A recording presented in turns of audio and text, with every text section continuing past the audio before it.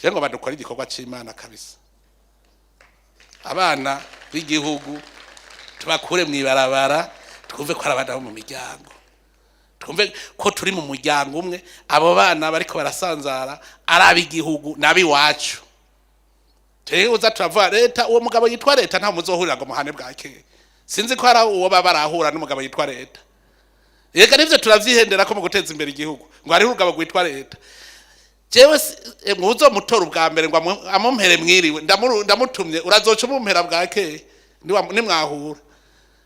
Ni twebwe nyene n'umuryango tubikore. Ico cigwa mugende mukinkorera umwe wese mwishengeri we. Ayage nabo batwara ayo maparuwase canke amasekirisare. Twumve yuko atakintu twomarira igihugu basi tuze duve kuri iyi si tuba tuti hari hakantu kabe twakoze kare twaragashoboye. Nta muntu wo mwibarabara dufise. Byoshoboka ko iki gihugu ata muntu numwe arara mwibarabara. Bose kandi dukoranye n'amashengero. Ico gikorwa shaka tuzoyikorana n'amasengero. Sinzoja ngo ngiye mu bandi. Turabe tugikorane neza, tucubake, tugire abo bantu abazoba bajeje kurera abo bana tubahembe. Hama duce tuzibira ntagiye abandi bana basubira kuvuka baja mwibarabara.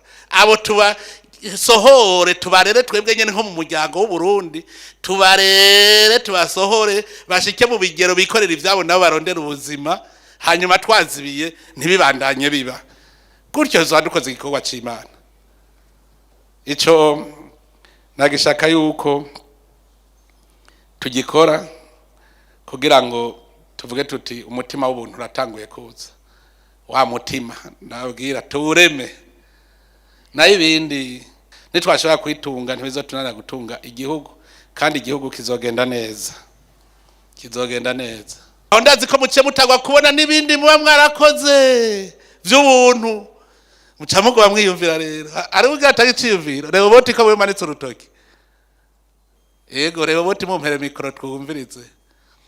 Nyene cyubahiro murakoze cyane kuri ico cyumviro ciza mwarimu shikirije. Rero tuvugana n'abandi ngaha yuko iyo devoir muduhaye kuja gusura kuvyiga yo tugora, ahubwo twayiko dusaba yuko mwotumenyesha konte tuzoshirako amashengero yose akava ngaha vyumvise, kandi kandi turavuga tuti mu vy'ukuri ku muntu afise umutima wo kubaha igihugu no gufasha umukuru w'igihugu migambi myiza afise, ibihumbi 10 ni make. Murakoze. Komo bikomeye amashini sawa. Ego nawe hagati ariya. Murakoze nyene cyubahiro mukuru w'igihugu kandi n'umuvyeyi w'u Burundi. Jewe sanzwe nkora ico gikorwa nakibonye nk'umugisha kandi ndi muto. Je navuga tuti naho atobara amashengero natwebwe ubwacu nk'abapastori kiretse amashengero turongoye ko yotanga 10 natwebwe kuri ku muntu agakora igikorwa kugira ngo dufashe uko ibikorwa by'igihugu iyo leta bavuga ni twebwe nyene. Jewe rero ubwanje nibaza ko mushizeho konte twese twotanga intererano kandi hagije kugira ngo ivyo bikorwa bigende neza. Murakoze. Aho rero ntitwirirwa turaja mu bindi. Ubu ncangenda best ndafise bureau d'études stratégiques pour le développement. Muce muvugana na ministre wa finance kugira ngo duce twogurura iyo konte. Tuzoyigira bloqué, tuzoyugurura umwaka uheze turamahera ariko ingenangana.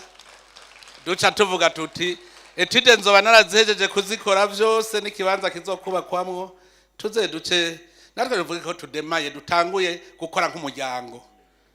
Jewe nababwiye amashengeri wanje je abaye menshi numva ari sawa kuko no kubera iki. Reka ndabereka igituma. Amasengero si politiki.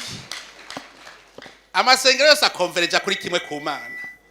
Sico kiwe n'abanye politiki bavuga ngo ngiyaha ubundi ngo ngiyaha bakazana kajagari. Ariko ibivamwe amahera yabishize ngaho ikwekerera gusa kugira ngo uce ubona ingene uzoronka ayo mahera yo gukora bijya gikorwa c'Imana ikeneye uzokorera abantu.